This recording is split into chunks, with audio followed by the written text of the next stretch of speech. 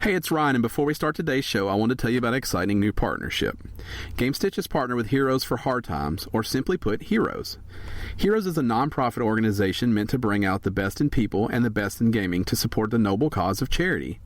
By engaging in a pastime that so many people love, Heroes for Hard Times seeks to use the passion and energy gamers have to help build a better future for those who have fallen on hard times. Although the organization is based in Middle Tennessee, the ultimate goal and reach of Heroes is endless. Whether in our own communities or places we have never visited, human suffering knows no borders, and misfortune can befall any family in an instant. Through charitable donations, volunteer efforts, and the wonderful communities spanning across all games and platforms, Heroes for Hard Times seeks to alleviate human suffering and to build a better tomorrow for individuals and communities everywhere. Gamestitch is excited about this partnership and will have more details in the coming weeks.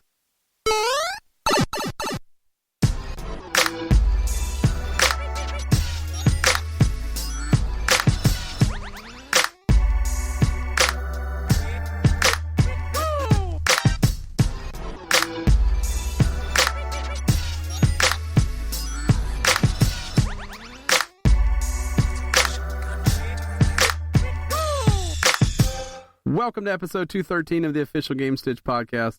I'm Ryan Walton. As always, I'm joined by Dan Reamer. I'm back. And Matt Bowden. Thank you for having me. You were on hiatus last week. I was busy. Camping. I had things. Camping shirtless in the snow. Yeah. I don't think that's what you did. There was a picture on Twitter. I saw it.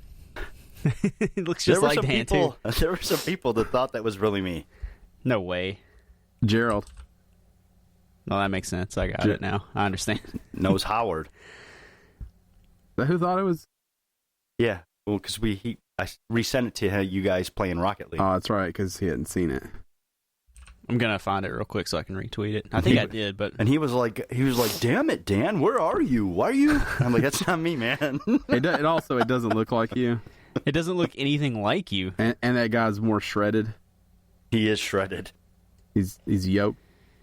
I'm okay being confused with that guy. I'm not going to lie. Right.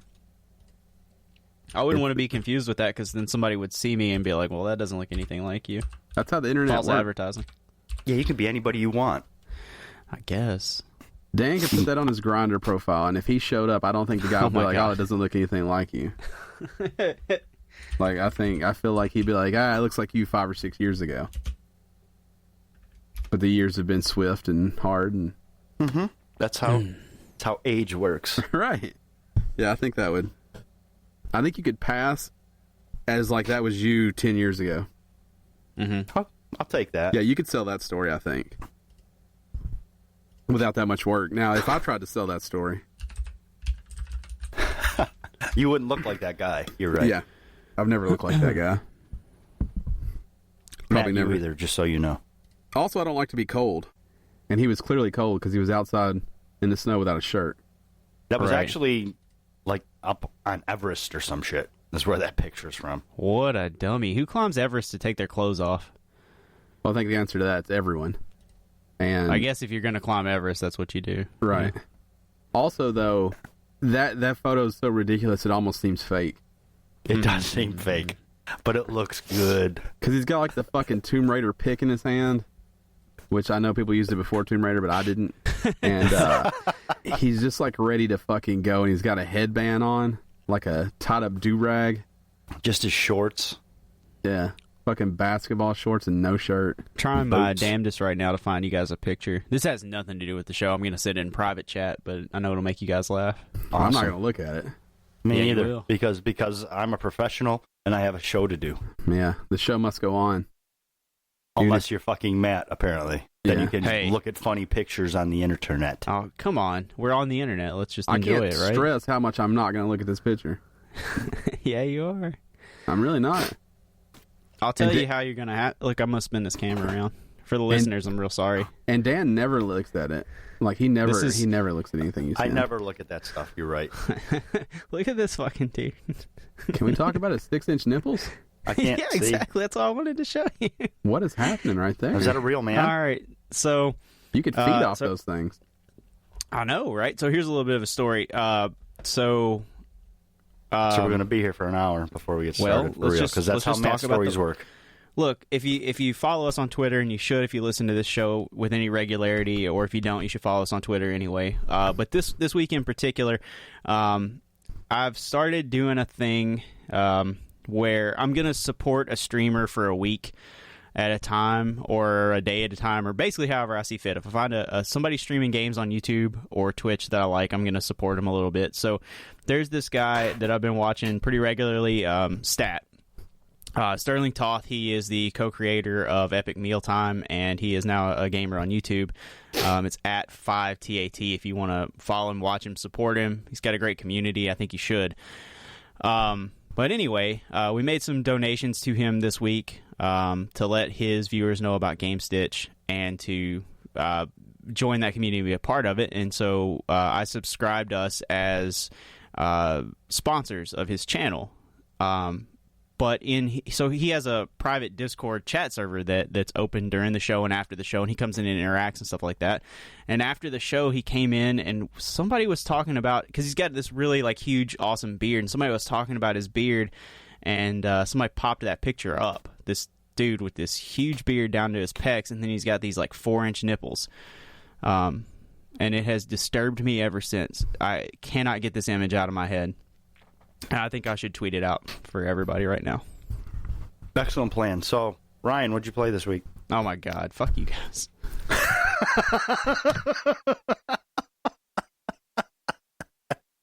I played Rocket League. No, I don't believe it. I played The Flame and the Flood a little more. So is that turning you on anymore? Or I don't know where I stand with that game. I have no idea. That's a conundrum. I enjoy it. I'm not improving at all. I've peaked. Like 8 miles in 6 days or whatever is the absolute best I can do.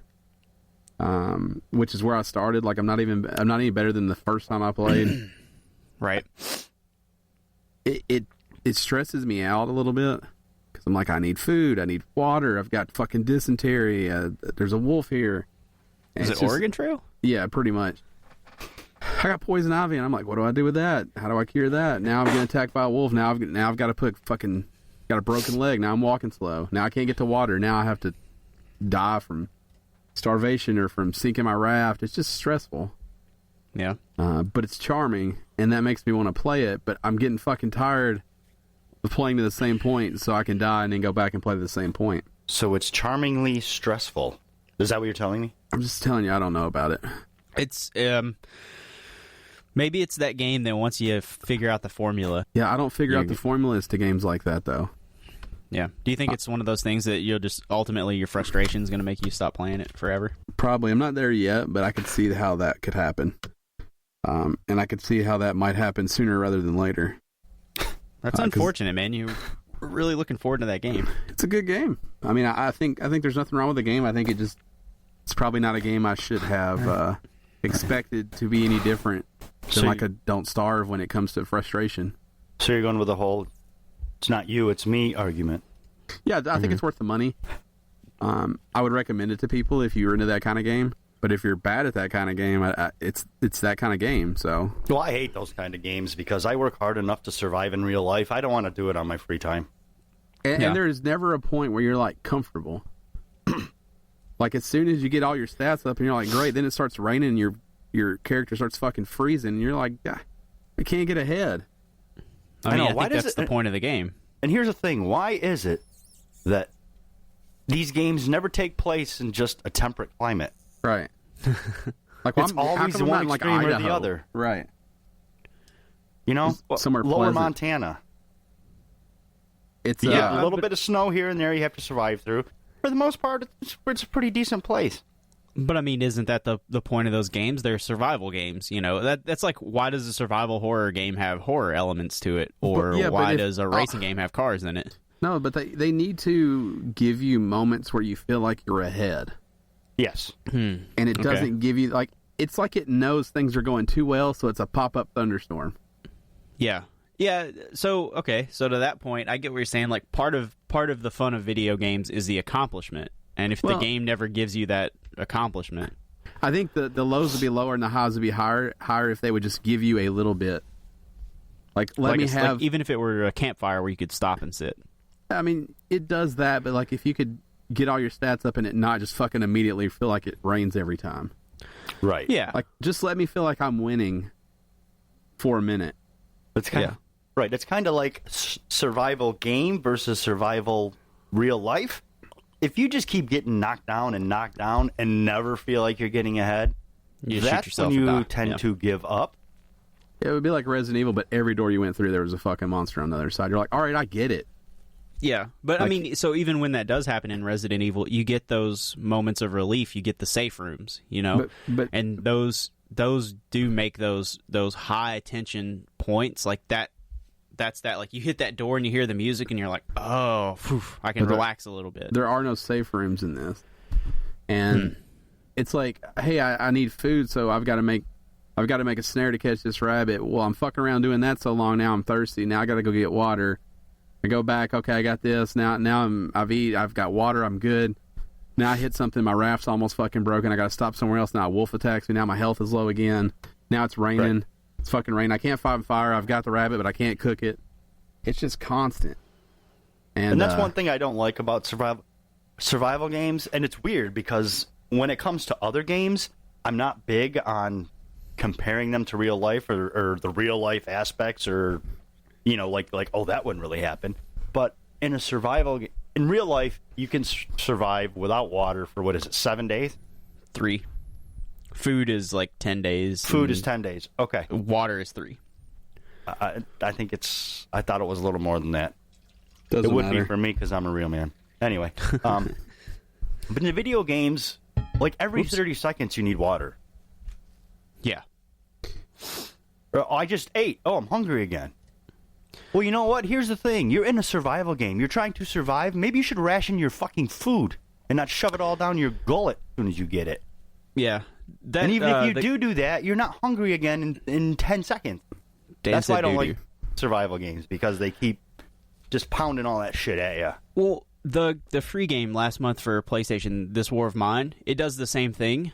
Yeah. Like you'll go out one night, you'll waste all this energy scrounging up just enough food to feed the dude that's hungry when you get back, and you get back there and feed him, and now everybody else is hungry. Like but I mean, I think that's the point of those games are to induce that stress of like there is no safety. Right. They are supposed. I understand they're supposed to be exaggerated. Yeah. But yeah, 100%, it's not enjoyable all the time. Like No Man's Sky even does that a little bit, right? If you're like, there's never a point where you're not in a struggle to keep yourself alive to one degree or another. Mm-hmm. You know, even on No Man's Sky, you have the temperatures affecting you, or you have something's after you, or like you get the safety on the, like when you're at the space stations. But if you just stay on a planet the whole time, it's a lot like a survival game like that. Right. You know, or there's in your always ship, something. Or there are safe spots. You know, you can go in a cave and the weather doesn't affect you anymore. That's real life. Yeah, see where on No Man's Sky, it always felt like more of a nuisance than like a stressful situation. It's like, fuck, now I got to dip in here, and now I got to get in my ship, or now I got to go inside here. Yeah, and the storm lasts 30 seconds. Yeah. The extreme planets, it was definitely a struggle, but yeah, I mean, I get that. It's I don't know. It's like I said, it's a good game. Same thing for Don't Starve. I love Don't Starve, but I can't play it. I'm no good at it. Yeah, Don't Starve. What ruined me was the no progress. Like the idea that if you die, and you have to start over. That drives me crazy because I don't like doing the same, unless it's like a match style game, like a multiplayer game, like StarCraft or like an Overwatch, like where you start the match the same way, and that repetition of like the steps to get you to a certain point is very important. On Don't Starve, it felt like, okay, I'm going to make all this progress, find an area, like make it safe, build fires, find a chest. You would do all this stuff, and then you would die and start over.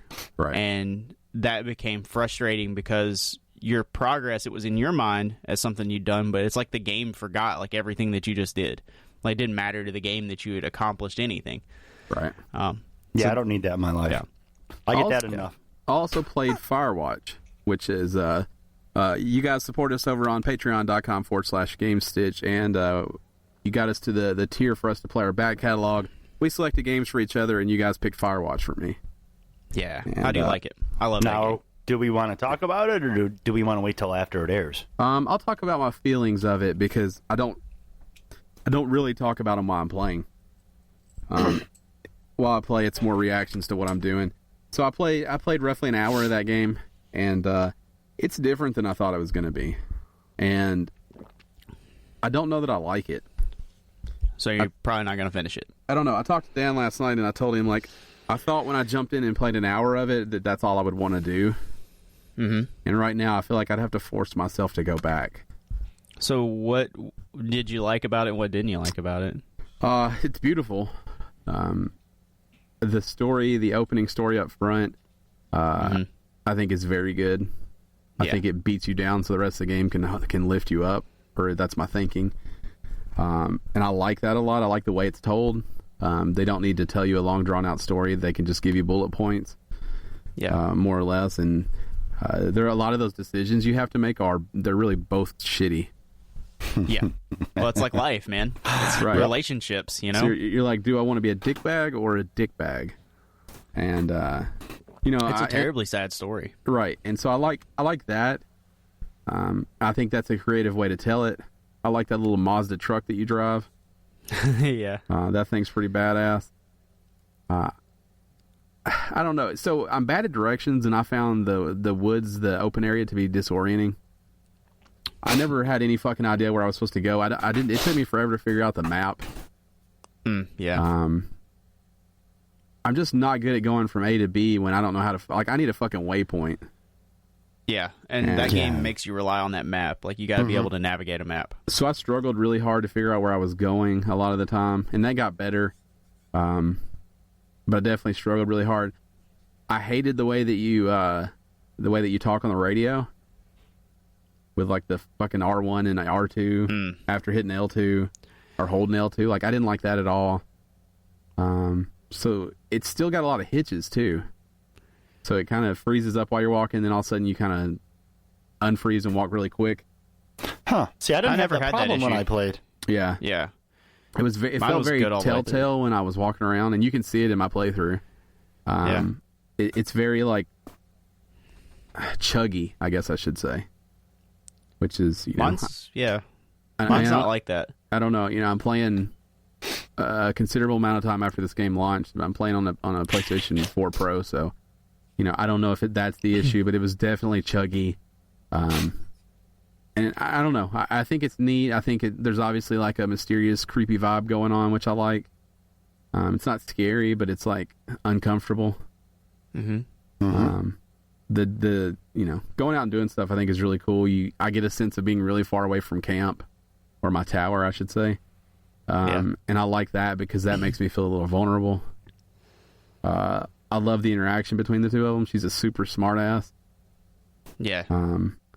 And she's, I can't remember her name. I want to say it's Delilah, but I don't think that's Delilah. It's Delilah. It is Delilah. And Henry. Or Hank. And Hank. Yeah, Hank. Right. I can't remember his wife's name. Julia. From the beginning, like Julia. Yeah, Julia. That's Yeah. Yeah, it's definitely there's if you're not compelled by it within the first hour, it's gonna I don't think you should finish it because the gameplay never changes. Well, I told Dan and you can see it in my playthrough. A lot of that hour is taken up by the story at the beginning. Right. Yeah. So, and I'll just tell you how far I played. I stopped playing when you find the telephone wire that's down. Oh, well, you didn't even make it very far, like the big forest fire and all that comes up. Yeah. Right. So, I found the fireworks. I found the telephone line down, and that's right where I stopped right then. That was right at an hour because so much of that time was taken up by the beginning story and then the elevator and getting in the truck and me figuring out where the fuck I'm at. Right. Which is a great deal of the time. So you actually haven't gotten a lot into the actual gameplay story. You've gotten the background story, but you haven't gotten much of the actual gameplay story. So you really haven't even been introduced to... Yeah, I mean, that's like day 3 when you find the telephone. To the mystery. Wire. No, it's just day 2. I would recommend... Here's what I would do. I would recommend another hour. And if you're not compelled by then I would say put it down. I just thought the hour would be enough because it's a game I was super excited about. I mean, that's the whole point of this series is that it's something we wanted to play or we wouldn't have it.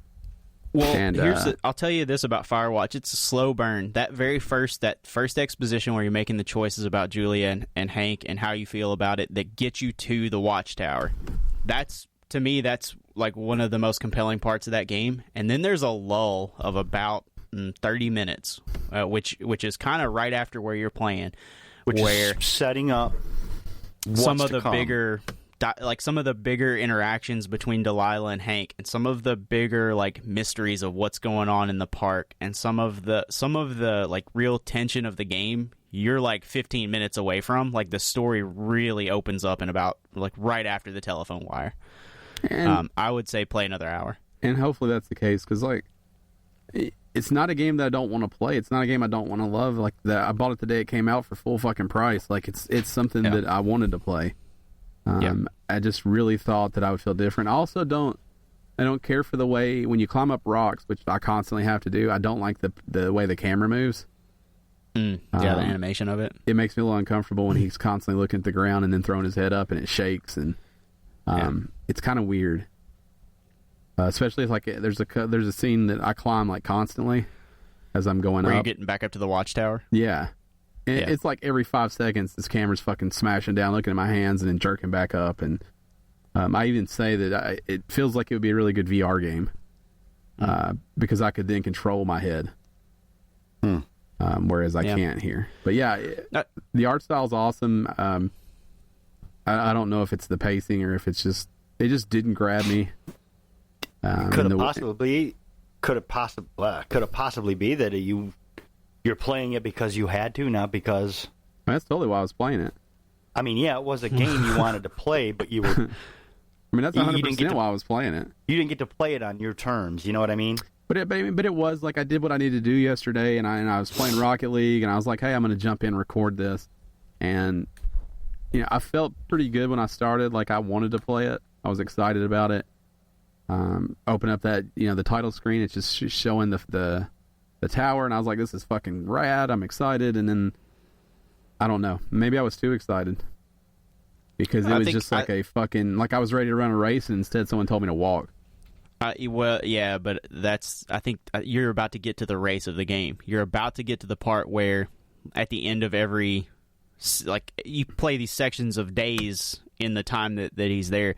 Every time you get to the end, it's like a cliffhanger. You're about to get there where like you're on the cusp of that, like, man, like I really got to get to the bottom of this mystery, but let me go to the watchtower, and then the day will end, and then it will come up like 15 days later, and you're like, okay, you have to like reorient yourself and then go back out, and you like, it's, stuff in your watchtower's changed, and you like give that game another hour because you're about to get to the really compelling part of it that makes you like there's the mystery, and then there's like the relationship with Delilah, like that all, like there's a lot of hooks that happen after the first like 30 minutes of gameplay.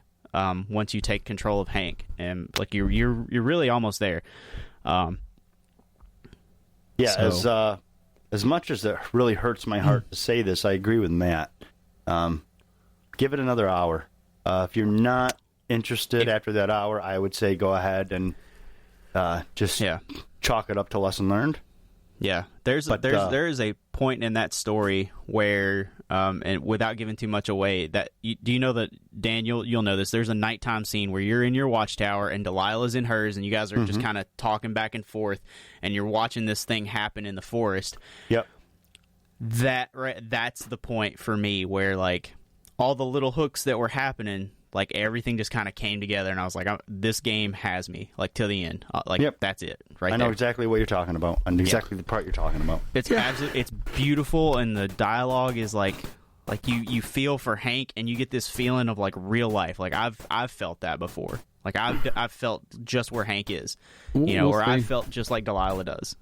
Check out my first hour. It's on YouTube, youtube.com/Gamestitch, and see what you think. Maybe I'll play another hour. Maybe I won't. Yeah. I don't know. And then, of course, these guys have their playthroughs, and Gerald has his coming soon. Yeah. I've got Gone Home.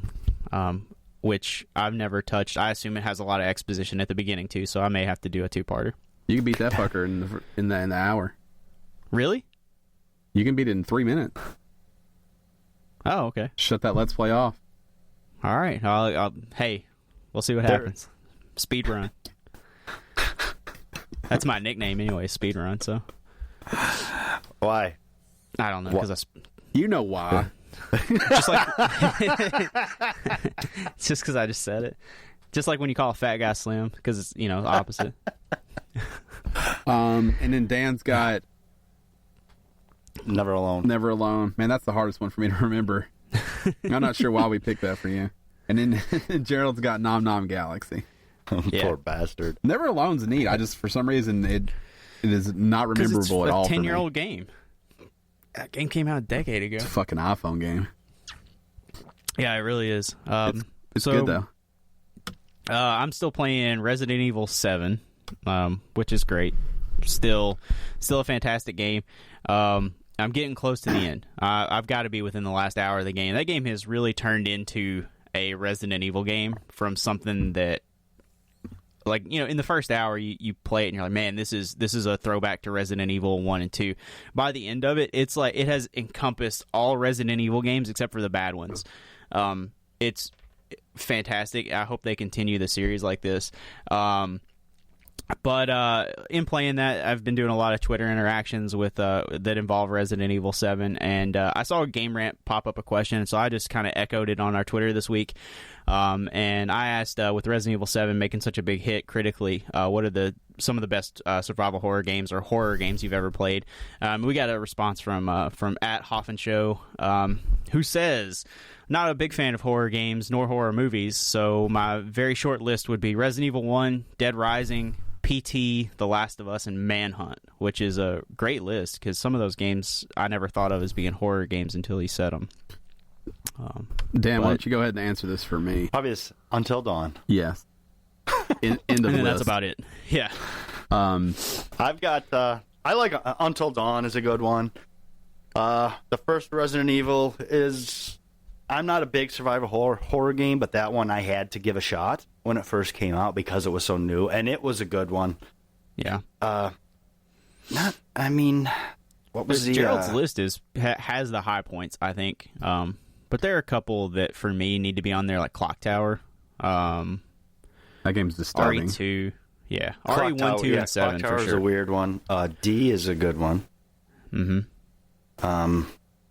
Silent Hill. Yeah, it depends on which Silent Hill, though. For me, the Silent first Hill Silent 2 Hill. is great. 2. Yeah, Silent Hill 2 for sure. The first one scared me more for some reason. The first one was clunky. What about because it was Deadly the Resident Evil 7 Premonition? engine. Oh, man, that game is terrible. Yeah. That's what makes But it so good. fucking good. I mean, that's what made the first Silent Hill good for me is that it was so fucking, like, clunky and you couldn't get the camera where you want them that you were constantly terrified. What about Alan Wake? Yeah, Yeah, Alan I Wake is think a that really qualifies. good survival Yeah, I do horror. too. Yeah. And I think that they should have done that instead of Quantum Break. Mm-hmm. What, Alan Wake 2? Yeah. Yeah. I think Alan that's a Wake's story one of the that people greatest want games, more yeah. of. Yeah, Alan Wake was really good. There are others out there, but like if you're making a list of the top ones, I think that hits everything. But anyway, so don't forget if you see us pop up a question with the hashtag GSPQ, just respond to that or tweet us back with hashtag GSPQ. We're going to read your answers on the show along with the question, then give our answers to it also. It's true.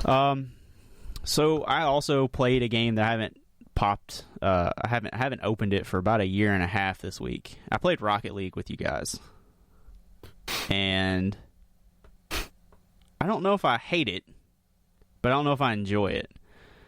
Well, the way I feel about it is you hated it until you did something good and got a goal, and all of a sudden it was pretty goddamn good. That was the impression. You could definitely see his mood change when he started to get better.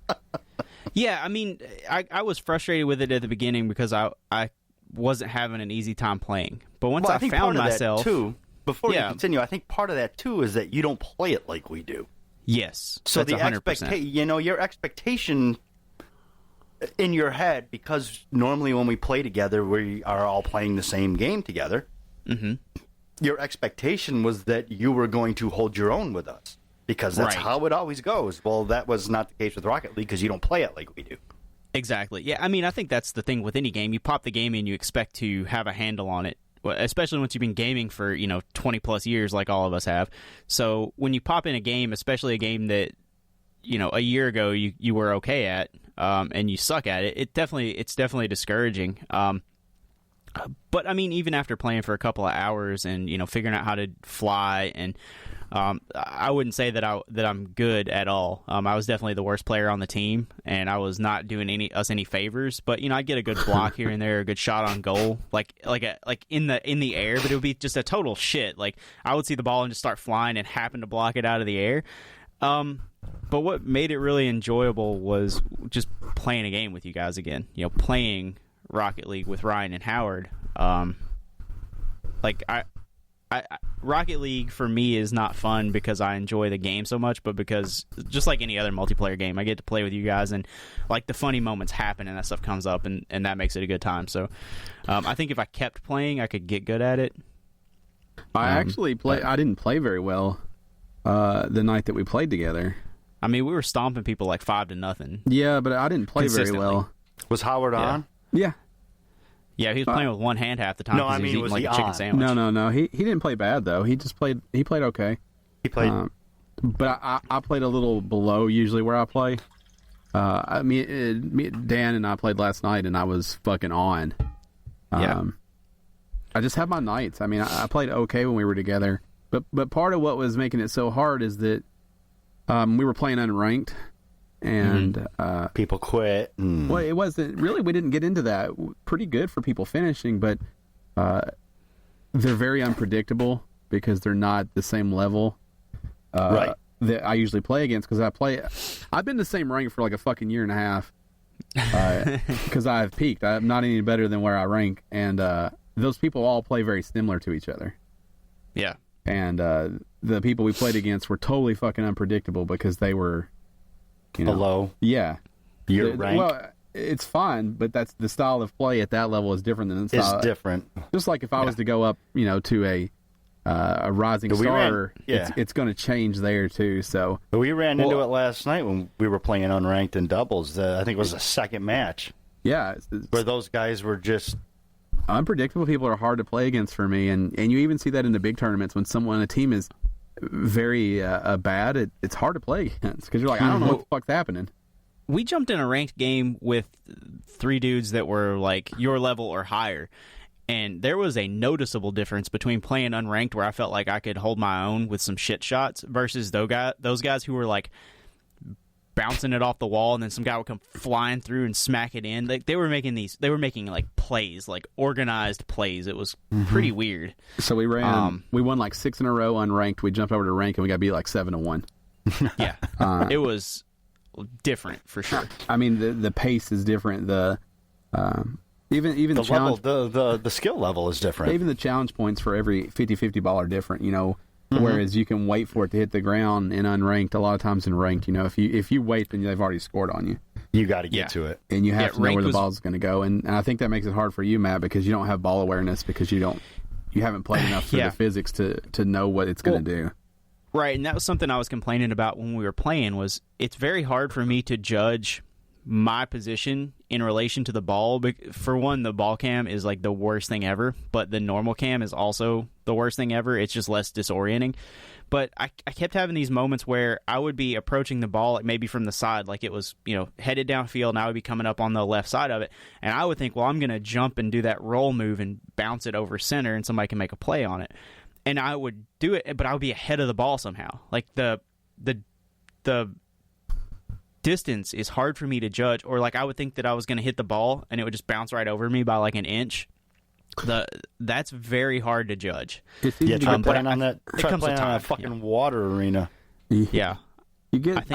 It does have that the fisheye effect sometimes. With ball cam on, where it's very easy to drive by the ball, but at a certain point when you play enough, you just know where to put your car. So that it'll still hit it. And I mean, just starting out is tough, but that game is a beautiful thing, but if you don't like it, you don't like it. I had a couple of moments where I felt like I was even when I whiffed the ball, like if I went flying past the ball to try to make a save, like I really felt like I was doing good just making that attempt. So Rocket League is like golf in real life for me because, like, I'm not good at golf, but every now and then you hit a shot and you're like, God damn, I'm a I golfer. could do this. Yeah. Like, I could just do this.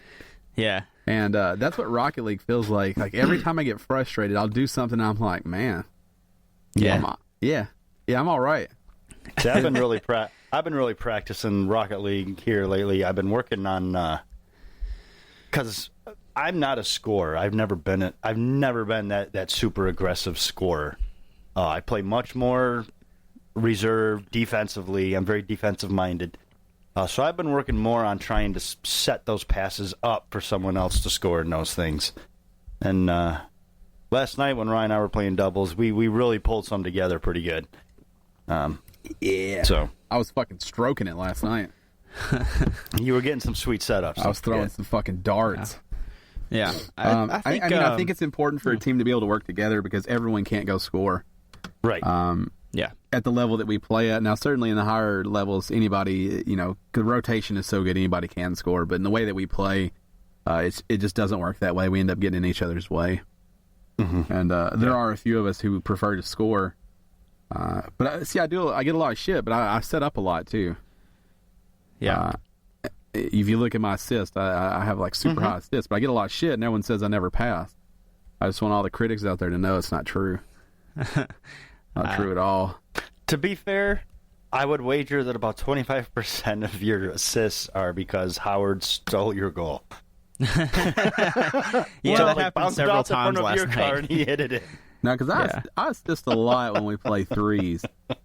Because I'm usually in the corner with the ball and I've got a pretty good feel for how to throw it up there. If you can't aerial though, because I would say 75% of my sets never get touched. Mm-hmm. We just bounce it across the middle and the other team kicks it back.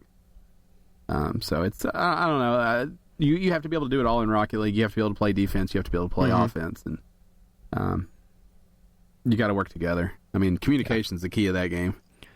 Hey, I'd like to start putting about an hour or 2 hours into it at night when we're playing again. I had a good time, and I think I could get better at it. I think I could definitely improve and have fun with it. The easiest thing for you would to be to jump in probably in twos with somebody and work your way up that way. Mm-hmm. Yeah. I think trying to play with three people and trying to play at the level we're at is not fair to you. Yeah, for sure. And I think it makes it harder and more frustrating. But if you jumped in twos, yeah. And Dan, I don't know what your rank is in twos because we usually play threes, but it might, if you two jump in that together, that may be. I'd have to check. I'm not sure what it is either. It may help you work on your striking, Dan, and Matt just be more comfortable. Yeah, for sure. So we got a question this week involving Rocket League. We use hashtag AskGSP if you guys want to ask us a question and have it answered on the show. So this week we got a question from Garrett Wade, longtime listener of the show. Definitely the biggest fan we got, holding this community together. We love you, Garrett. He says, yeah, Garrett, thanks, buddy. He says, when can we see you three and Howard play a live 4v4 game on Rocket League? You guys set a date. Let's make it do we want to make it a goal of anything or just do it? So I'll tell you, I don't like 4v4. No, he doesn't. I will tell you, Ryan hates 4v4. But what might be more enjoyable is if we play like a 2v2 against each other. Rotating 2v2? Yeah, and we just switch teams and everybody play with everybody. Yeah, that'd be a good time. So there's so much going on with 4v4 that it's not enjoyable.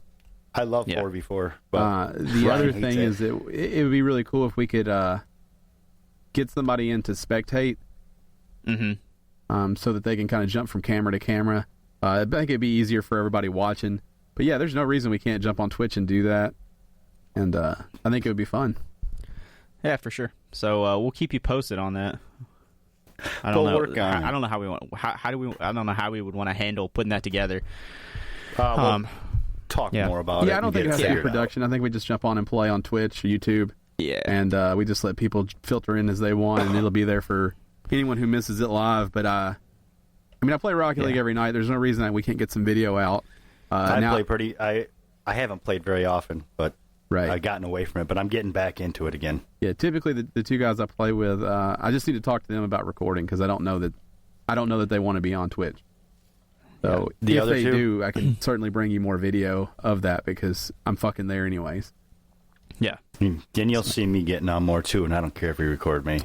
I know you don't care. So I don't either. I would let you know so you don't say anything bad about Matt, but I don't care. I say bad things about Matt all the time.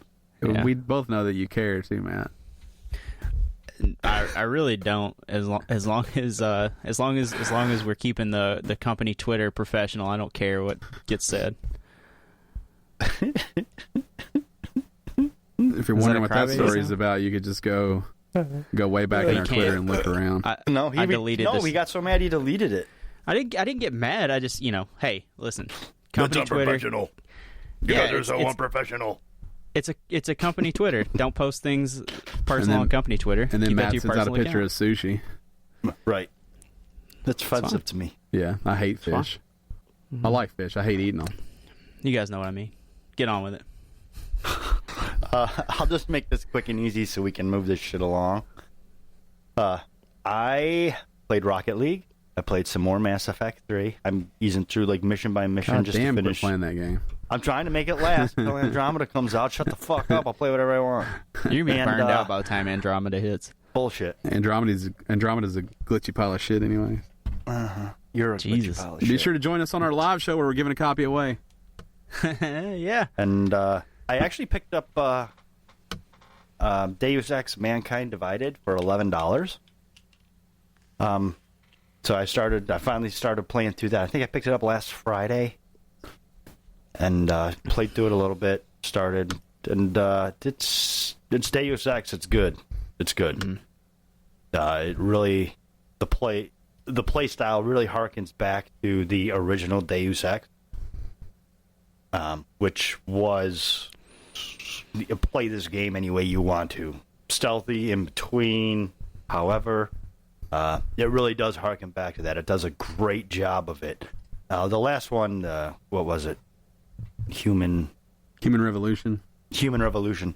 Kind of did that, but the boss fights you pretty much had to fight the bosses.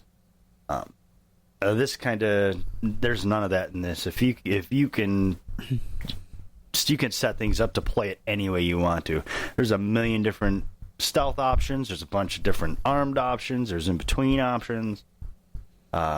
So so far I'm really enjoying it. It's one of the better Deus Ex experiences I've had.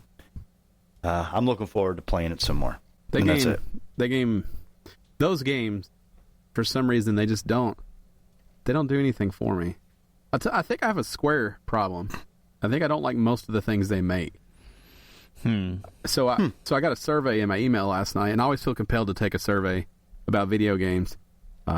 Because I want them to have my information. Like, I want them to know how I feel.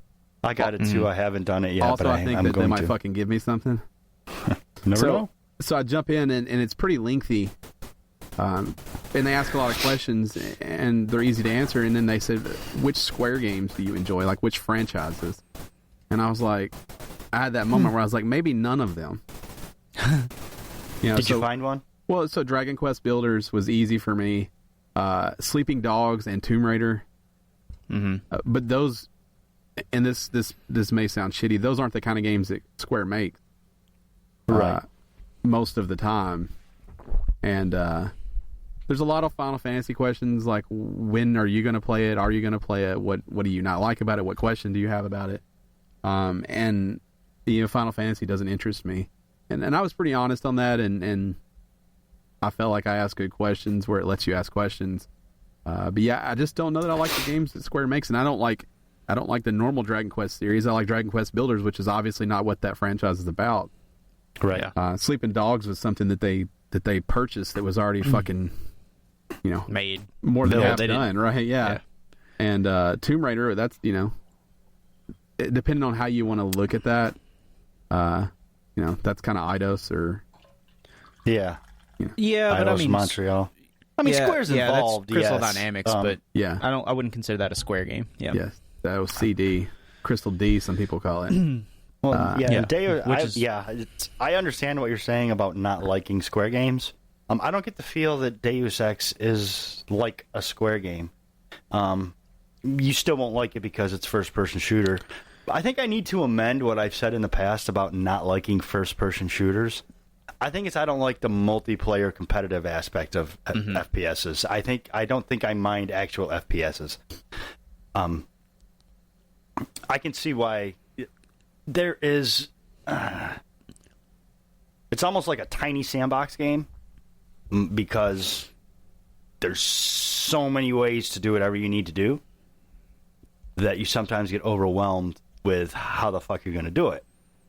Like, do it this way, you just spend an hour figuring out, okay, how am I going to do this? Which way do I want to do this? That gives me anxiety at that already. point, you just don't want to do it anymore. Yeah, right. I can see how that could happen.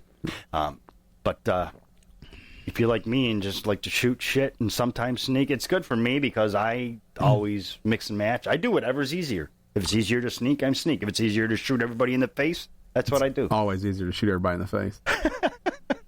Speaking from experience, it's always the easier option. I will say that since I've got PSVR, that I have a new appreciation for first person, but it has made me hate first person outside of VR even more.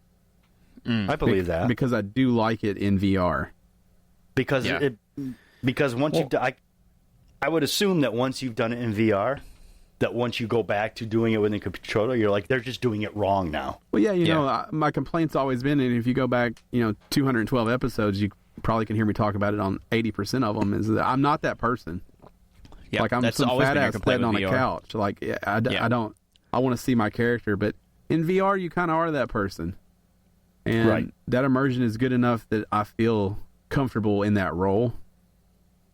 And it's like Firewatch, that's one of the things that it was striking as soon as I started. I was like, I don't like this. I would much rather see my character. Right. Or be in VR. Either one of those would be fine with me. But just a first person, I don't like that. It doesn't feel good to me.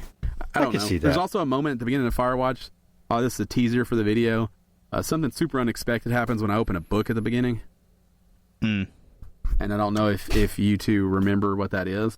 Yeah, I do. Yep. You open a journal, and I was super confused. Yeah, that's like one of the first big things to set a mystery in motion. Yeah. I don't know if this sets a mystery in motion. You don't wonder what happened? Everything's kind of laid out for you. And what I'm talking about. No, that's wrong. I don't know if we're talking about the same part. I mean, the one I'm remembering, it's a pretty scripted moment. No, this isn't scripted. I open a book and I see something unexpected. Watch the video, youtube.com/Gamestitch. Figure out what I saw. Okay, cool. And why I saw it. Because I still don't know. Gotcha. I don't know what you're talking about. I know you don't. I can't remember.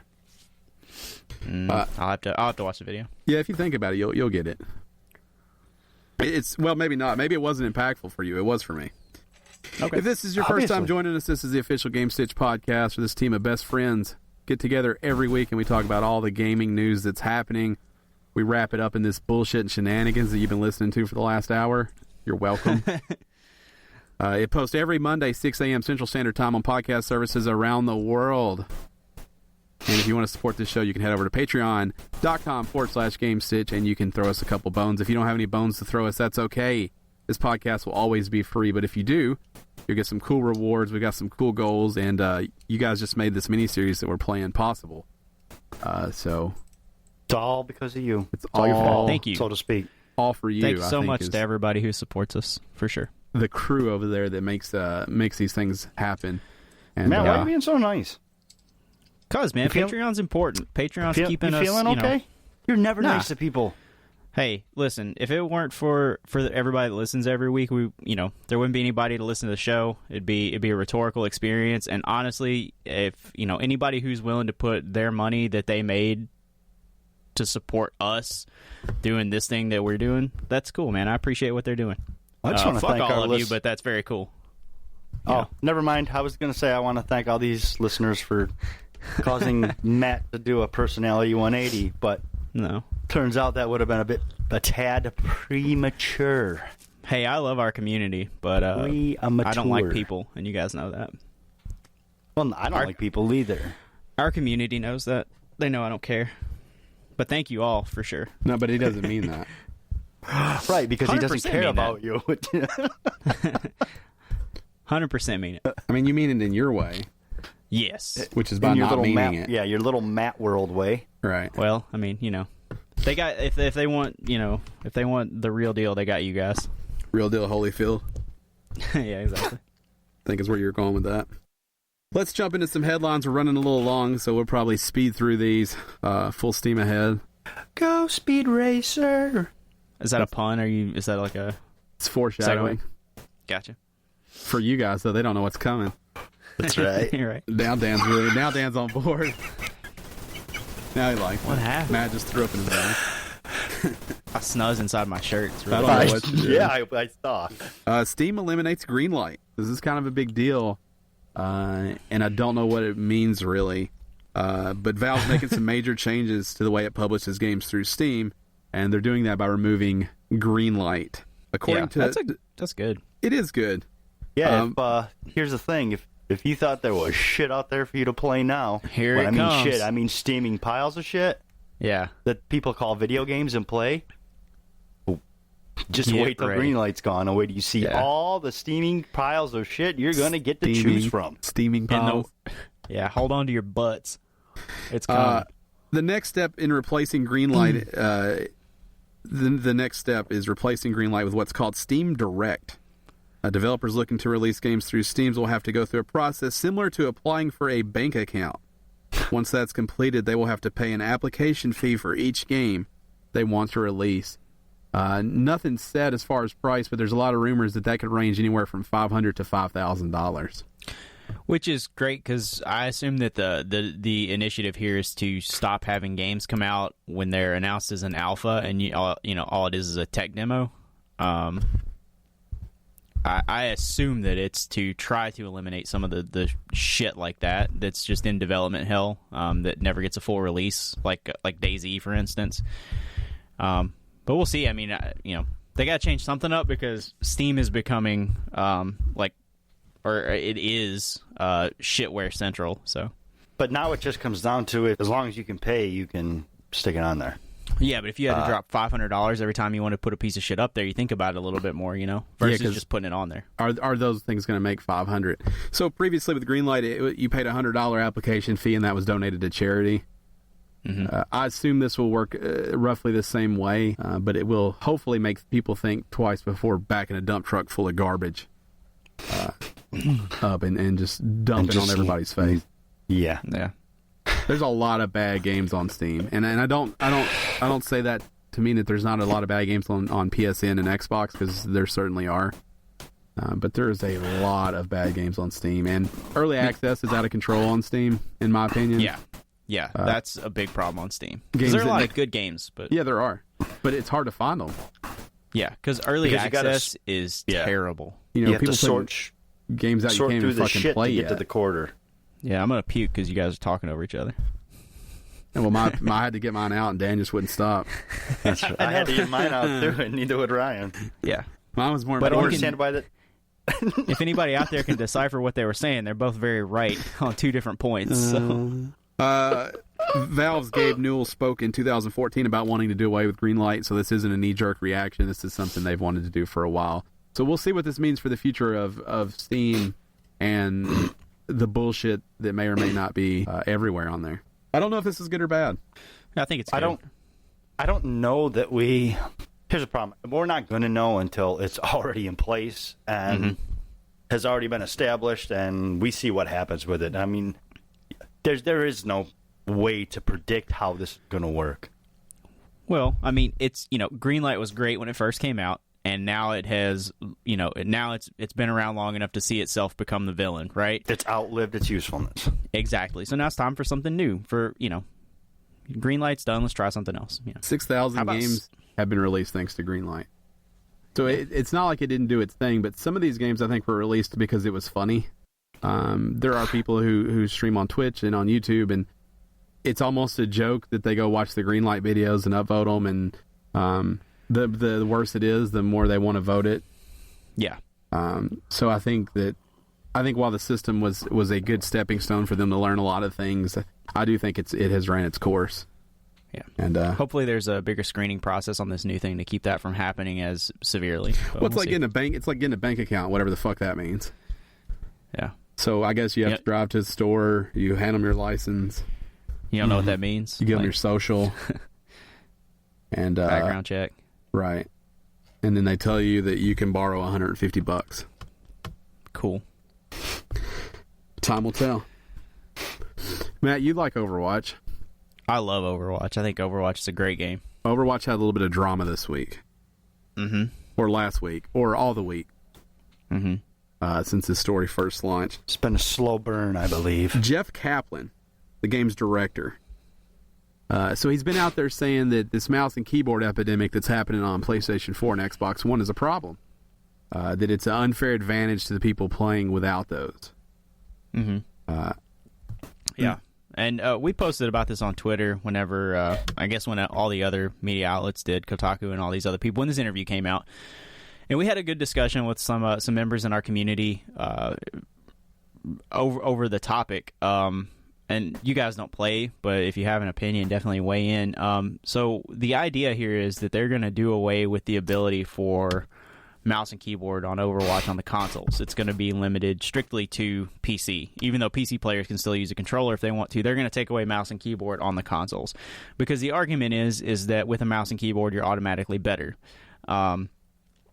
Some of the pushback from the community has been that mouse and keyboard is the only way that some people with a handicap or an impairment or a disability of any way can play the game, because a controller is not something that they can play with, right?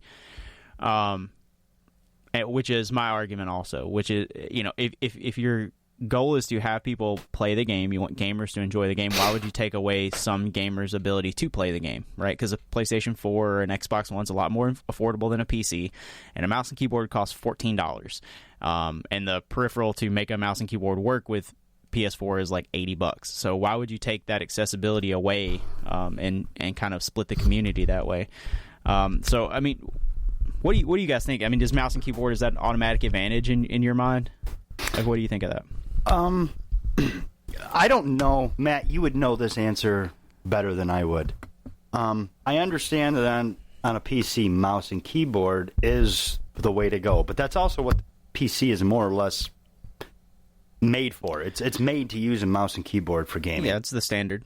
The console is not. The console is made for a controller, not the mouse and keyboard. Has there been any statistics that have said that on a console, mouse and keyboard does give you a tactical advantage, or is that just an assumption because that's how it works on PC? Yeah, it's.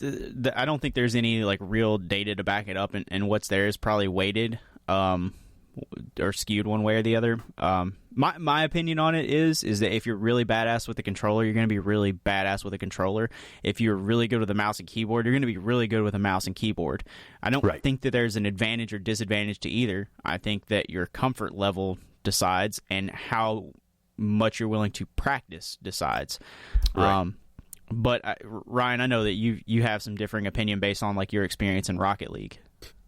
So with Rocket League, it's not the mouse and keyboard as much as it is the PC player base. The game just runs better. They're running at 60 frames, which is a noticeable difference when it comes to the gameplay. So with something like that, I definitely think there's an advantage. But I also think there's an advantage to playing mouse and keyboard on a console. I do think that's an advantage for a first-person shooter. I think if two players at their absolute best, if you give them one a mouse and keyboard and one a controller, I think the one with the mouse and keyboard will win more. I just think that's at the exact same skill level. I think it makes them faster. The reaction time is slightly better, and that's life or death in a first-person shooter. Yeah, I don't know what the answer is here. A little backstory, though. You can't actually just get a mouse and keyboard and use it on either console. Yeah. You have to buy an adapter. Phil Spencer's kind of spoke out on this and said they hope to make it where you plug and play with any keyboard, but they're not there yet. Yeah. And to the Rocket League side of things, if they made it where you just plug the mouse and keyboard in, they could add a filter to the games where, like, hey, if you detect mouse and keyboard, filter those players out. Sure, easy enough. So your top tier professional Rocket League players don't play with a mouse and keyboard? They play with controllers. Yeah, but they play on PC. Right. So, and a PlayStation team has never been close, really, in terms of skill level. Some of that is the advantage with PC. A lot of the people that play PC have also been playing Rocket League a lot longer because they played Super Acrobatic. So it's hard to say. I do think that there's an advantage to playing mouse and keyboard in a shooter. Is the advantage big enough to take away a large group of people's ability to play the game? I don't think so. Yeah, I mean, I think that your average person that wants to play an FPS with a mouse and keyboard is probably no better than your average person playing with a controller. If you're talking about MLG level gamers, sure, there's a huge difference. If you're talking about like the three of us playing, if you put a mouse and keyboard in my hands and controller and you guys, you wouldn't be able to tell the difference. We all fucking suck. Now here's what I do want to say is, and I'm gonna give them a little credit over. I'm gonna give Jeff Kaplan a little bit of credit. Because those people that buy a mouse and keyboard who aren't disabled and need it, and go through all the trouble to set it up, are the same people spending a fucking fortune on Overwatch. Right. Yeah. They're the guys buying skins and boxes and crates or whatever the fuck you call them over there. And for him to speak out against those people because he thinks they have a competitive advantage, I think it speaks volumes for how serious they take that game. But I don't know what the right answer is here. I don't know how you fix it. I guess. I mean, I don't think that. Just differing opinion. I don't think that mouse and keyboard advantage makes. My opinion on this is if you're a controller player up against a mouse and keyboard player, and they have an advantage over you in one way or the other, you must adapt to find your advantage over them. That's part of competitive anything, right? Like if you're X hockey team against Y hockey team, and X hockey team is better than you in this area, you find a way to beat them in a different area. So to me, competitive gaming or gaming competitively is the same thing. If you're a mouse and keyboard user and your accuracy is higher, then in a game like Overwatch, if you're controller players, then you have to take that away from them by being better somewhere else. Learn to flank better, learn to I just don't know how of three better. I feel like in video games, typically you don't have as many options of things to get better at. Right, like you do in real life. Right, or even in a lot of sports, if you're not good at running the ball, you can throw the ball. Sure, yeah. Whereas in gaming, there are not a whole lot of things you do. The one thing I think that saves Overwatch, where there may be other issues in Call of Duty and games like that, is the objective is not necessarily just to kill everybody. Right. And so even if you're one of those people who gets off at just fucking nonstop killing people, that's not really the point of the game. Mm-hmm. Yeah. I think it's the biggest problem I have with this is you've implemented this in order probably to make more money, but it is now giving maybe some disadvantaged people, they have a chance now to be a part of this world of Overwatch, i.e. the disabled folks and or have some sort of impediment, whatever. It is a super dick move on anybody's part, regardless of the reason, to now try to pull that and say, sorry, you can't do this anymore. Right, because somebody's a big crybaby about whether or not they can win or lose. It'd be one thing if it was something they were talking about and they said, no, we shouldn't do this, here's why. But you've already done it. Yeah. And you've already... but I don't think their intentions were that you would be able to play with a mouse and keyboard because Sony and Xbox don't allow it. They didn't have fail-safes in for if people did get it to work. Right. But now that they know that some of their player base has that, it should be their responsibility to say, okay, if you don't want to play with people who are... And the problem here is that you cannot detect a mouse and keyboard because what they're using is something that converts the inputs to controller. Mm-hmm. So I understand the argument is the detection of mouse and keyboard, not that people are technically using a mouse and keyboard. But now it should be their responsibility to petition Sony, to lobby to Sony and say, hey, we got to have native mouse and keyboard detection, or we need to be able to detect these pieces of software through some kind of whatever signals coming in. Like PlayStation needs to be able to detect this so we can filter it out. It should be on the developer and publisher and the console, the developer of the console shoulders to find a way to make this okay in the game, not to say, exactly what Dan's saying. Hey, we know that you love this game. We know that you're part of this community, but if you can't play a certain way, you can't be a part of that community. That's very... It's kind of a cop-out. And even if it's a stopgap, even if it's a temporary until they can do that, it just, to me, it's not good to alienate the community or your player base or any portion of gamers for any reason. It's a lot like Ryan always says, the more gamers, the better. Right. And now we're splitting that community up. That's not what this is about, So to be honest, the biggest takeaway I have from this, and this is almost the most upsetting part, is for me, gaming is a hobby. It is something for me to do on my free time. Sometimes I play competitive multiplayer, sometimes I don't. Regardless of the fact, at the end of the day, it's a hobby. It's something I choose to spend money on because I enjoy doing it in my free time. That's the exact definition of a hobby. And it bothers me that something that should be a hobby has this much controversy based behind it now. This takes the fun out of it. This takes the fun out of what I enjoy doing. I don't want to have these arguments. I don't want to have almost these political style arguments about who's getting left behind, who's not. You know what? I want to come home. I want to put whatever my way is to play the game, whether it's controller, mouse, and keyboard. I want to turn that on, and I want to play games. And I want to just get away from my real life for about a couple hours, 2-3 hours. Instead, now we're faced with this. This is, and I understand if it was, in MLG or something like that, but this complaint is coming from people who come home from work and play this game. Or don't go to work and just play this game. Or don't go to work and play bills. this game. Yeah. Whatever. But the point is they're turning something I enjoy as a hobby into just something in my mind it's not.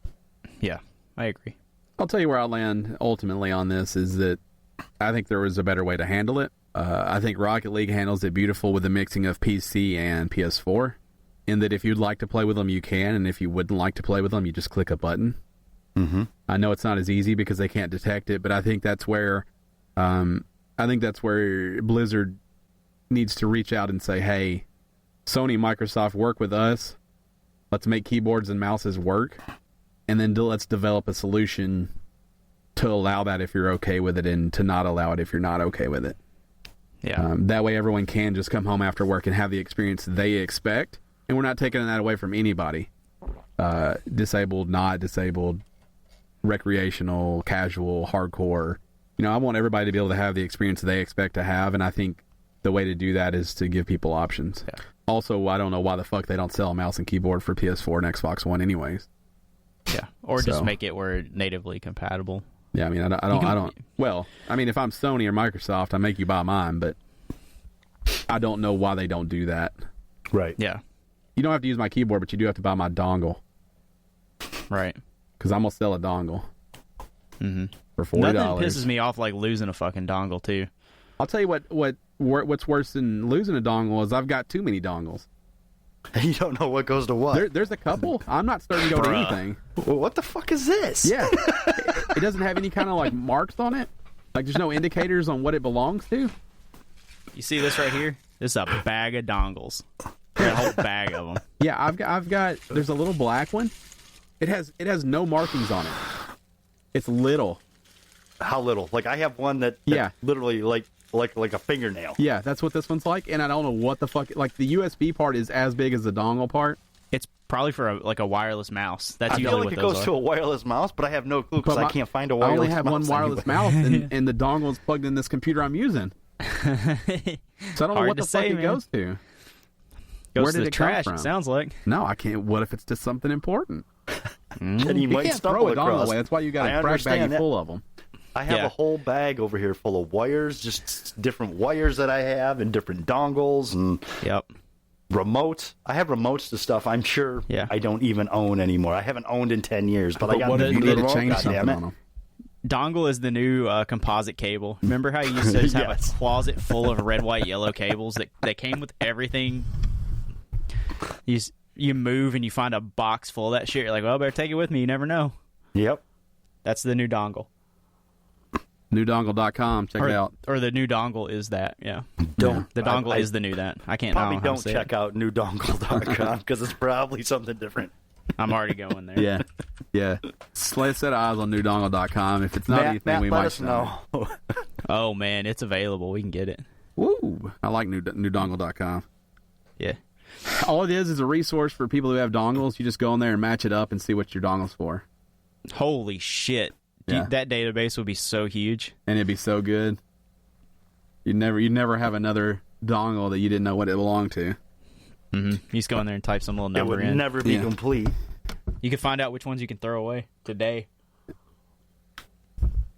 We're going to talk about a game that's been out for too fucking long. Grand Theft Auto. Okay. God And the reason damn. we're going to talk about Grand Theft Auto 5 is because this bastard continues to sell at a just ridiculous rate.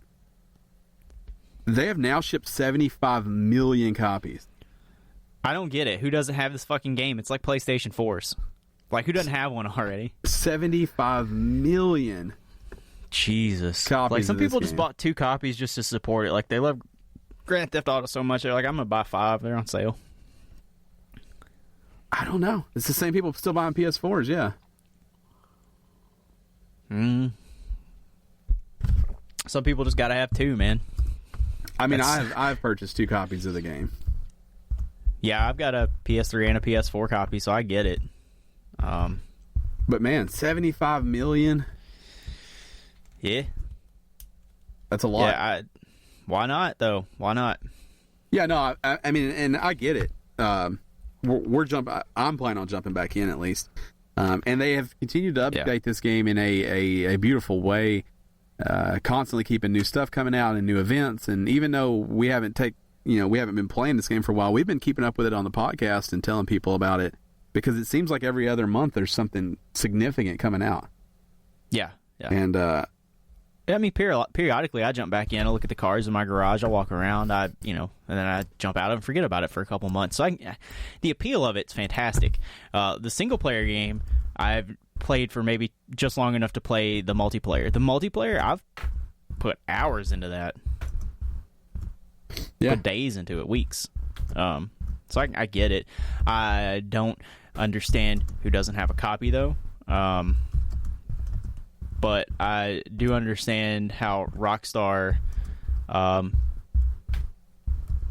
basically never has to make another game, and how that's the company. Like I get it. Like they're pumped about this. They're probably asking the same questions that we are. yeah, I mean, it's telling. We talked about the Benzies, Leslie Benzies' new game last week. He was the one who pushed for Grand Theft Auto Online to be a thing. There's a lot of stories out there you can read where the Hauser brothers weren't interested in Grand Theft Auto Online.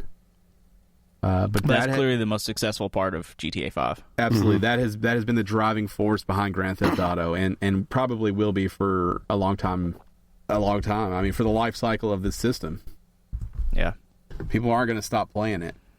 And they shouldn't, as long as they keep it updated like they are. Oh, they support it. Like, I don't think we've ever seen anything like this support it almost. Right. Ubisoft's new South Park game, The Fractured But Whole, has been delayed again. Originally set to come out in 2016. The game, which looks brilliant, I don't want to take away from it by this news, has now been pushed to was pushed to Q1 2017, is now set to come out sometime in Ubisoft's fiscal 2017-2018, which translates from April 2017 to March 2018. Well, I'll tell you what. This game better be the best fucking game ever made with all the delays that have gone into it. I mean, there's If been lots of it's Let's Plays. It looks fucking great. I know. Let them take their time, because if it's as good as Stick of Truth or better, let them take their time. It's gonna be if it's gonna be good, it's gonna be good. And here's where I land on this. I don't mind you taking your time. Stop fucking putting a date on things. Right. I don't know if it's Ubisoft. I don't know if it's South Park. I don't know if it's Trey. If it's Matt. I don't know who the fuck it is. Because we've talked about this before, and honestly, depending on the day, our opinions change on it all the time. About delays just for the sake of delays. Quit putting dates on stuff. I don't really even care why. I don't think you have to explain why you delay it. Stop putting a date on it. But don't date it. Then it's not delayed. Right. That's where I'm at. Is stop putting a date on it. You don't have to release it until you're ready. But if you're not ready, then why the fuck are you putting a date on it? Because the problem is it's becoming. This is becoming the norm instead of the exception. Right. You don't need 6 years of build up for a video game. You just don't. No. I think Mass Effect has handled it pretty well. I think maybe they announced kind of early, but I've handled it well. I think Fallout fucking crushed it in the way they did it. Yeah. Mm-hmm. Hey, it's coming out. You knew it was coming out, but we didn't talk about it. 6 months it'll be here, and bam, it's there on that day. Yep. I think. My suggestion has always been if you really want to change the world, announce the game and then say that it's available on that day at the same time. As difficult as that would be, like come out, announce a game, and say, hey, it's available digital right now, and it'll be in stores, Tuesday next week. Yeah, exactly.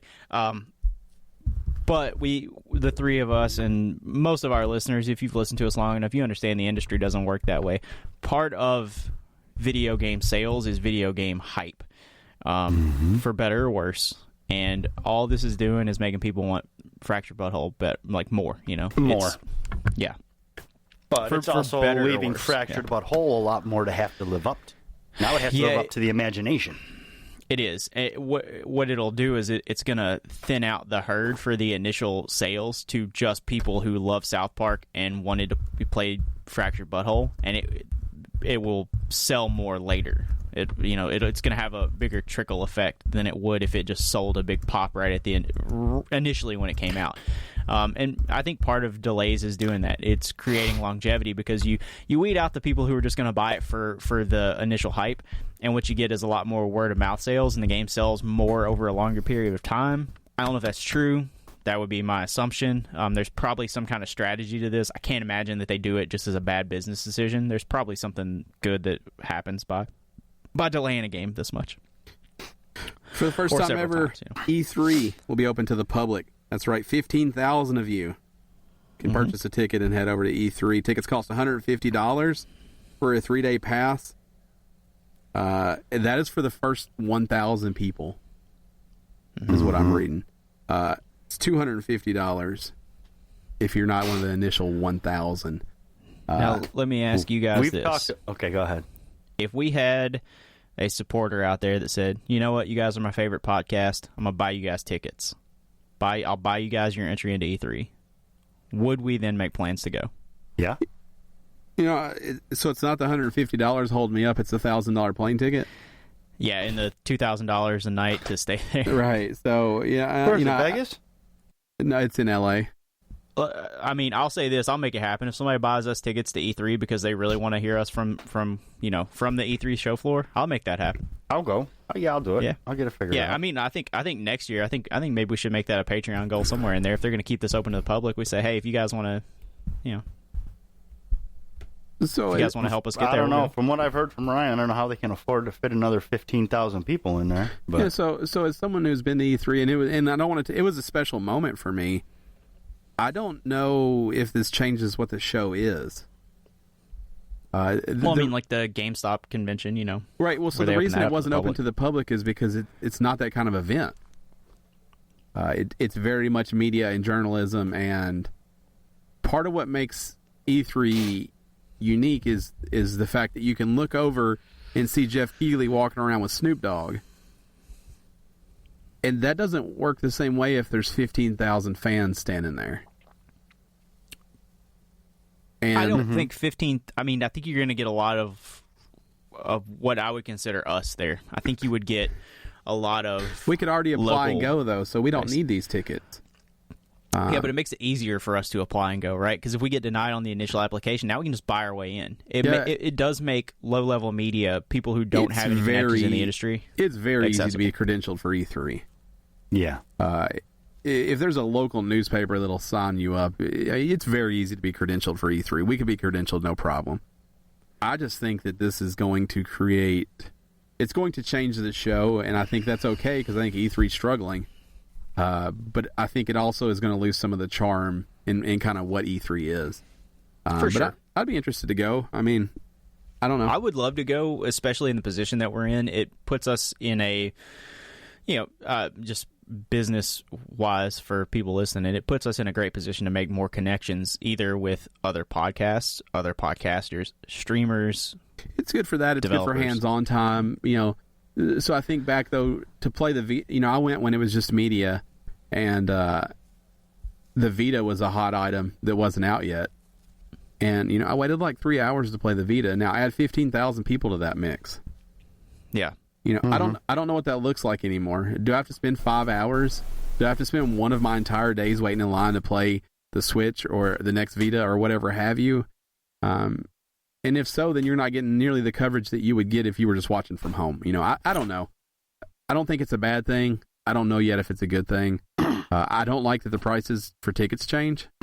Yeah, we talked about this. Yeah, I think that's a gross move because I think that you sell them all for the same price.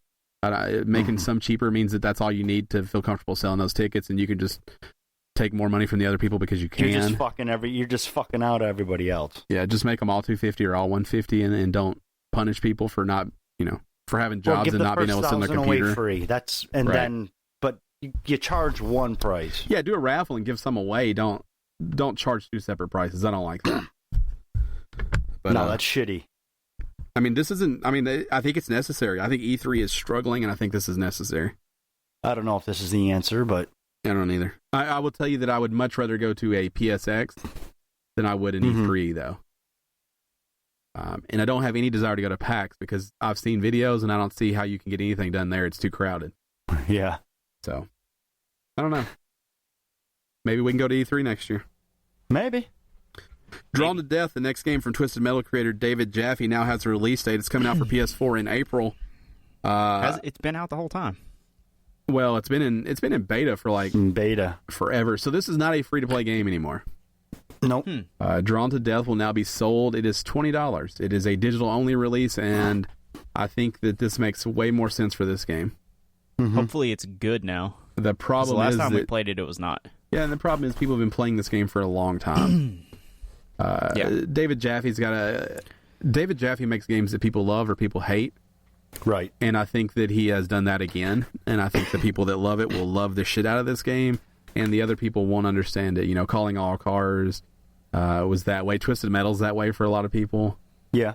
I just think that this game will have to find its people and see. But I think they send a lot better. This game comes out as a free-to-play game. It fucking fails.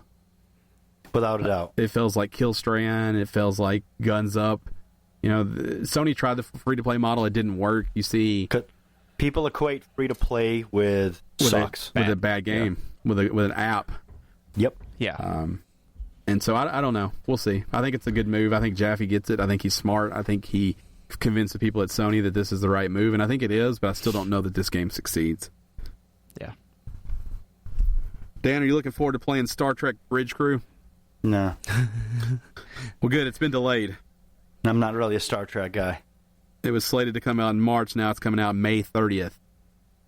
While they didn't give an explanation for the delay, it would seem it's because they've also added or announced that they're adding the crew from the original series playable in Bridge Crew. So initially this was a new crew. Did not include anything from the original, and I guess they felt like that didn't make any fucking sense at all. To release. Do you think VR games do you think VR is in a position where PlayStation can delay games? So this is coming out for does it hurt this game? Probably not. It's coming out for the Vive, for the Oculus, and for the PSVR. People are excited about this game. This game doesn't look any fun to me. It looks more like an experience and less like a game. I think if you're going to buy this in March, you're going to buy it in May. But I think VR isn't struggling as much as sometimes we make it seem. There are, every week there's a VR game that comes out. Every Tuesday there is a new VR game that comes out. And whereas before, we talked about the flooding of the market, a lot of shit that comes out for PlayStation Network every week is shit, and it's hard to find the good games. Where in VR, I think it's very easy to find the experience that you want because one or two games come out each week. You can look at them, you can watch videos, you can read about them, and you can make an educated decision and not worry about what you're missing. And there is enough to keep you satisfied on VR. I don't know if I'd even call this a big game. A lot of people are excited about it, but I think the push here is fine, especially if it's to add the fucking original crew, which it should have had the entire time. Yeah, they should have had all the crews right off the bat, because if I can't play Janeway, I ain't playing. Well, you need to understand they can't have them all because they're going to have to sell you DLC. Right. Yeah, but... And I'm just not sure that the original crew makes sense in the context of what you're supposed to be doing. Well, you're just pushing flashing lights and turning knobs. Yeah. Yeah, right. Aren't you supposed to be... My understanding was you were supposed to be like the captain. You play the whole crew. It's a party game. Oh, okay. Yeah. That's still not... Yeah, no. So you poking your buttons, I'm turning my knobs.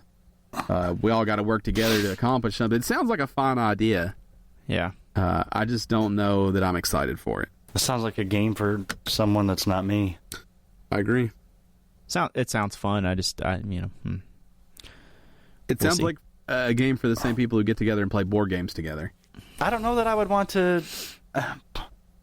Like, I guess I don't know that I'd know. want to do that as characters that are already established. That to me, I feel like it's for the group that own like official Starfleet uniforms and communicator badges, and they're going to group up with their buddies and they're going to live it. They're going to live Star Trek. I don't know. I mean, I think it appeals to people who play like your Jackbox collection and things like that.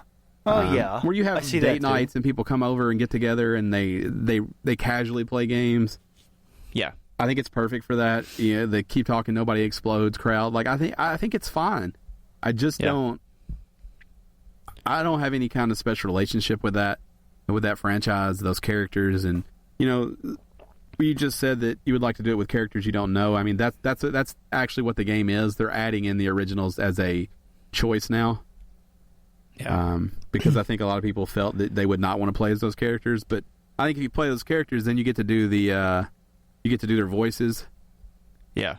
And I think that'll Which is be fun. It would make for a better time if you were standing there watching people play it. Yeah.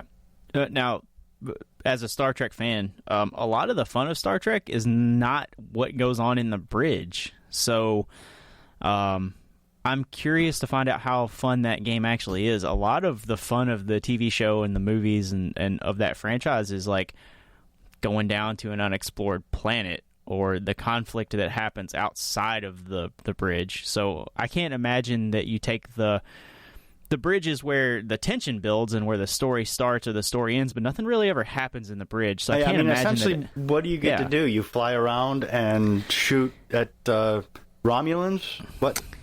I have no idea. Yeah. It has solo and co-op gameplay.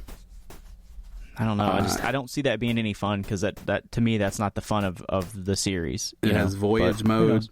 He plays randomized missions. Yeah, I don't know what it is. I'm not going to buy it, though. Me either. And I wasn't going to buy it in March. So the delay is not the reason.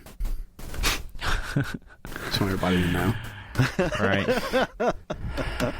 Well, that does they it push for it our back headlines. 2 months. Fuck it. I'm not getting it anymore. That does it for our headlines. Remember, we've got a big old fat live show coming. Yeah. February 25th at 6 p.m. Central Standard Time for episode 215. We are going to, right now, we're going to be on twitch.tv/Gamestitch. I am looking into possibly streaming that simultaneously through YouTube so that we have more chances for people to be there. We are giving away a free copy of Mass Effect Andromeda on the system of your choice, Xbox One or PS4. All you have to do is be in the chat. If you go to @game_stitch on Twitter, we do have a pinned tweet that has the banner for that. If you retweet and like it, that definitely helps us out. You want to spread the word. The more people that are there supporting us, the better. The more people that show up, the better. We will be accepting tips and donations and stuff on the day, but mostly we want you there for that free giveaway to be a part of the show. And then the following week, on March 4th, we are partnering up with Heroes for Hard Times, which you heard about at the top of the show before we got started today. They're going to be doing a live stream, 12 hours, which is 10 a.m. to 10 p.m. Central Standard Time, Saturday, March the 4th. We'll be participating in that, maybe playing some Rocket League. I'll definitely be playing some Overwatch. We may be streaming a couple of games. Our schedule for that will go up next weekend once we've decided what games and what times. The Heroes for Hard Times, we'll link to them on our Twitter so that you can see the official schedule from all the streamers. There will be a hub channel that will show different streamers at different times on a schedule, and then everybody streaming will be available to just go to their private channel and watch during that time too. So if you have somebody that you like, if you just want to come support Gamestitch, that's fine. If you want to watch the main channel, that's fine.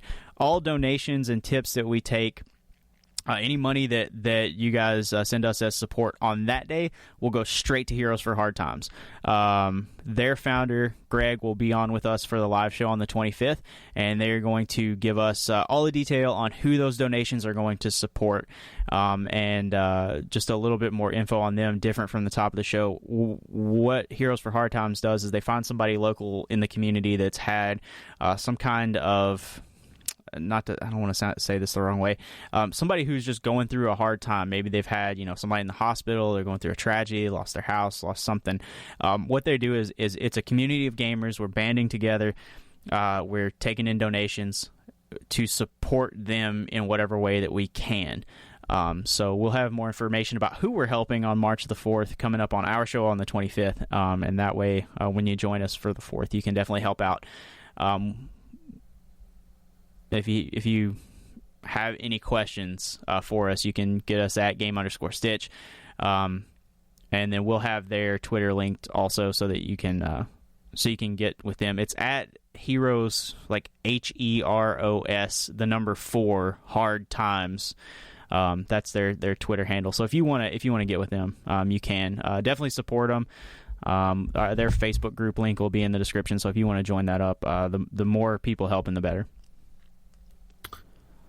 Be there for that big old fat live show. Win yourself a copy of Mass Effect Andromeda. I know what you guys are thinking out there. You're thinking, I don't want to tell my buddies about it because I'm trying to win this copy. And that's not a bad strategy, but the more people we get there, the more we're going to do this. Right. We want to give away more than just this copy of Mass Effect. So we need your support to get more listeners so that we can do these things more regularly. Because eventually we'd like to give you a good game. Watch yourself, my friend. Well, I mean, to get to the like the real elbows on the table of it, the more people that come in, the more people that support, the more people that we can convince it's worth their time and money to participate, support us on Patreon, tip us during the shows. Next time, maybe we can give away more than one game. Maybe we can give you a choice of your free game any time in the year. We can do a lot more the more people that come and become a part of this community. So it's, starting with Mass Effect, we'll see where it goes, but tell your friends you want everybody there. Can only everybody go up from here, right, Dan? You know what? You wait till I see you next time. Bad things are going to happen to you, my friend. Look, I hope that Mass Effect's everything you want it to be. You know what? I don't talk shit about all the games you love. Because all of them are good. But you talk shit about the games I love. Everything I play is my good. God. Fuck you. This is getting real. It's not. I've hated Mass Effect for a long time. You've never even played one. You don't know that you like it or not. That's how worthless it is. I don't even give it my time. You hate it so much you won't even play it. I won't even waste 3 minutes of my time to let that thing load up. God. I just like messing with Dan because he cares about Mass Effect in a way that he doesn't care about a lot of things. Mm-hmm. Like I get it. Because you're trying to take that away from me, thanks. No, but I know how sensitive it is. Like, I've got all my dumb little Big Planet Sackboy toys and everything like that. And I know that you feel the same way about Mass Effect, and I know how you can't even defend it because you love it too much. And so I like to poke fun. Because it doesn't come down to Mass Effect, it comes down to you're just an idiot. Well, I mean, you love a game. I'm saying in general. When you love a game, the way you love Little Big Planet, or the way I love Mass Effect, the game is just good. If you don't like it, the problem is you. Right. Well, yeah, because when you love a game that way, like you, it's like a fan base for a school like UK basketball or Alabama football. You become so stupid, right? Because you love it so much that you can't even have a conversation with somebody anymore. Because if they don't agree with you. Because if they don't love that thing that is so amazing and such a big part of your life, they're dead to you. And that's what happens with video games, and I love that. But I also love that I can attack both Metal Gear and Mass Effect on a daily basis. Yeah, but I don't take Metal Gear personally because I understand it's not for everybody. Metal Gear is for like me and nobody else. Yeah, but deep down, Dan knows that too. Yeah, he just can't say it. What? That Mass Effect's not for everybody. Everybody should fucking play it. See, he just can't. Yeah. He can't bring himself. That's not true, man. Everybody should love it. See, the beauty about Okay, here's the thing. Here's my problem. No. Here's my problem with what you're saying, Ryan.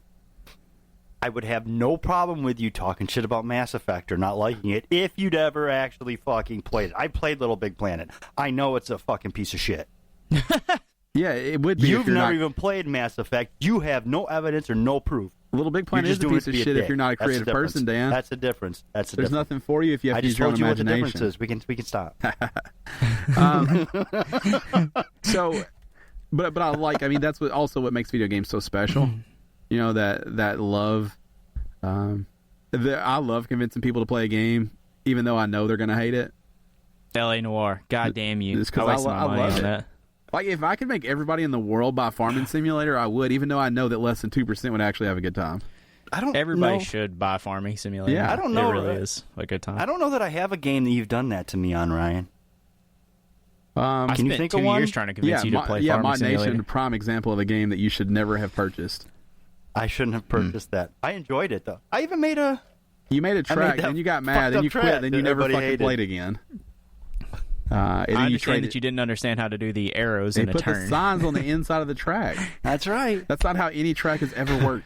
That's how mine Right. went. So you would drift, Jesus. you would get pinned between the guardrail and the sign, and then you'd have to reset your cart on every curve. I spent a lot of time in on Mod Nation creating cars, characters. You played it for a month and traded it in. I think you're misremembering this. I did, but most of my time on that game was not spent racing. It was spent creating The 2 shit. hours you spent on it was spent creating. I'll give you that.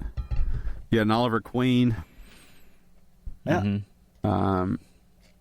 I had a couple of Oliver Queens. It's hard for me to remember, too, because that track was so bad. It's all I can think about.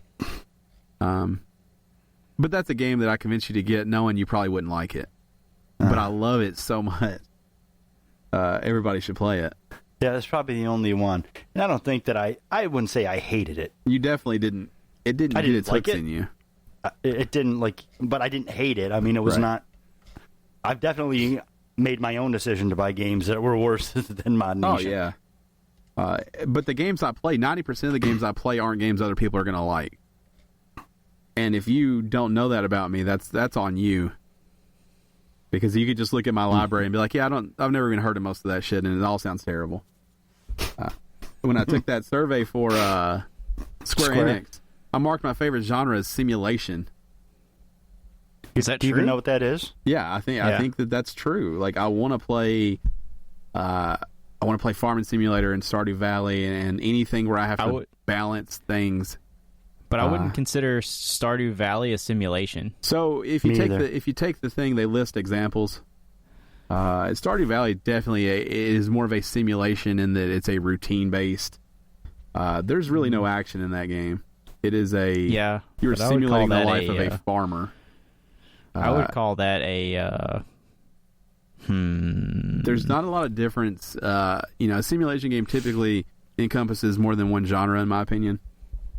That's true. I would consider like WWE 2K a simulation game, right? And I would consider, but also a sports wrestling game. Yeah, and I would consider Goat Simulator to not be a simulation game. Right. So I mean, it's all in the kind of games, but I definitely like something like that where, over something like Call of Duty any day. I like the pace of those games. I like how a strategy has to be developed, and I like games where there's no right or wrong way to play them. But yeah, I just don't. The other categories didn't appeal to me, like action, adventure. They're fine. Racing, I enjoy one here and there, but not my favorite. RPG, JRPG, sure. Again, they're fine sometimes. Action RPG. action RPG. Yeah, Yeah, action adventure are my favorites. That's me. Action Sure. RPG. I like an action adventure game, but they're all just doing that action adventure thing. Like, I loved Tomb Raider, I loved Uncharted, but they're just doing that same thing Yeah, that they do so well. that's what I like about them. That's why I liked Hyper Light Drifter so much. It was an action adventure game. But something like a game like everything. The Sims where you can just fucking lose your mind and play 6 days and not realize it. Yeah. Those are the kind of games that I think are appealing to me. To you. Yeah. Also, Sony's got a sweepstakes going right now. You can enter to win $1,000 in PlayStation Store credit. Already did. Wouldn't know what to do with it all. Yeah, I Spend would. it, bitch. Spend The it. fuck? There, answered. I already thought Just about buy it. I'm like, would I Just buy save it? PlayStation Plus for the next 10 years? Would I save it and be smart with it, or would I just buy everything that comes out? And I think the answer is everything. Everything. Till No, it's I gone. wouldn't. Yeah, no. I would be reckless with mine. I would you- probably do something stupid, like go through all the indie games and like everyone that's on sale I would buy. Right. Up till they do the big drawing, they're also going to give away $100 a day. Just make sure that you go over to Twitter, you follow at PlayStation, and then you send a tweet out using the hashtag PS Store and sweepstakes. It would be awesome if you guys would tag us in that also. Yes. And real quick, I forgot a game I played this week. Oh, Jesus. 2064 Read Only Memories.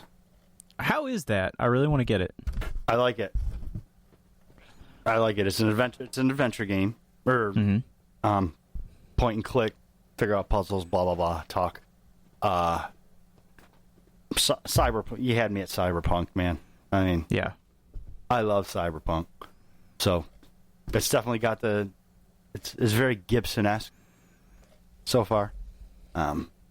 So I forgot that I had gotten that. I'm not real far into it. I've just begun. I probably played for an hour, a little more, but so far it's exactly what I thought it was gonna be, what I wanted it to be, I should say. I wasn't exactly sure what I was getting, but it's what I wanted it to be. So, but I forgot that I had forgotten to mention that. You forgot that you forgot. The whole indie thing reminded me. My days, man, they all fall together because I work so much that I can't keep straight which week is what anymore. Understand that? This has been episode 213, the official Gamestitch Podcast. Make sure you follow us on the social medias. I am at Podcast Ryan. Dan is at Tolhurst. No, that's not right. Dan is at Shirtless Dan. Matt is at Goddammit Matt. And we are at Game_Stitch. You guys have anything? Everything you just said was absolutely correct. Jesus Christ, your microphone just clipped. Yeah. This is the longest episode of the podcast we've ever done. That's not true, but it's some might say it's not. as long as it needs to be. Uh-huh. And We're I running think long today, but I'm running long every day. I mean, If you catch shit, my some drift. people need something to do at work, and listening to this podcast might be that thing. So I if tend we- to run more thick. Yeah. Maybe you should be like a Coke can Dan on Twitter. Not to be confused with Shirtless Dan. Right. Because actually you can't confuse them, they're one and the same. Right.